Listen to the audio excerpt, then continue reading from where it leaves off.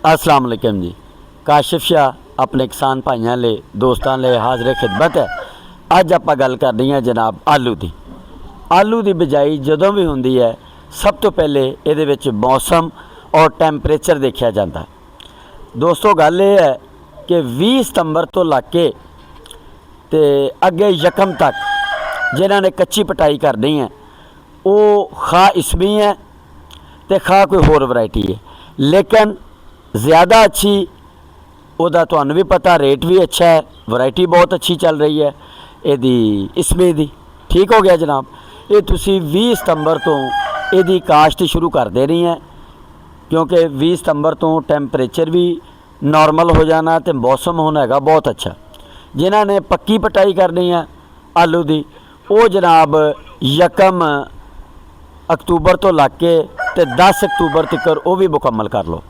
उसकी वजह यह है कि 35 तो 40 लाख एकड़ जेरे सैलाब आ गया। वो तो पैलियां ना बत्तर होनियां ते ना हले ठीक होनियां।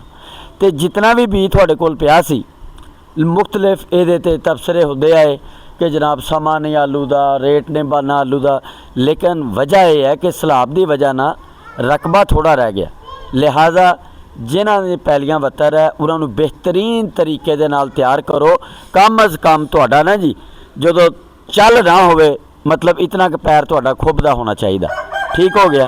पहली तैयार करके अल्लाह नू याद करो तो 20 सितंबर तो जनाब तुसी रैड दी, करोडा है, इसमी है, इन्हों तुसी लाना शुरू करो। तो यकम तो बाद सफ़ैद दियाँ जड़ियाँ वैरायटियाँ, ठीक है जी, रैड दियाँ वो तुसी लाउनियाँ शुरू करो तो इंशाअल्लाह अल्लाह की ज़ात कामयाबी देगी।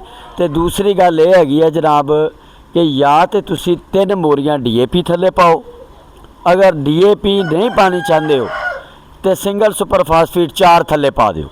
ठीक है जी। बाकी वक्त के नाल नाल खादां स्प्रे हर चीज़ तुहानू दसी जाएगी। Thank you very much.